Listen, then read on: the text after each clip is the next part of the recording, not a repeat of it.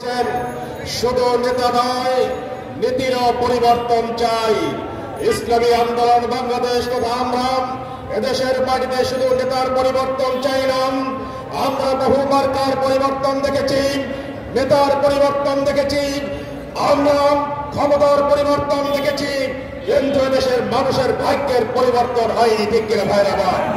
বীর সাহেব চরমনার এই ঐতিহাসিক স্লোগানকে সামনে রেখে নীতির পরিবর্তনের মাধ্যমে একটি সৎ এবং আদর্শবান নেতাকে আমরা সামনে নিয়ে নতুন একটি বাংলাদেশ করতে চাই। ঠিক কিনা ভাইরা আমার?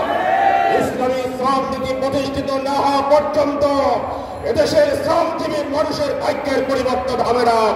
আসুন ইসলামী শ্রমনীতি প্রতিষ্ঠার আন্দোলনে ঐক্যবদ্ধ থেকে বীর সাহেব চরমনার নেতৃত্বে একটি গণ আন্দোলন গড়ে তুলি।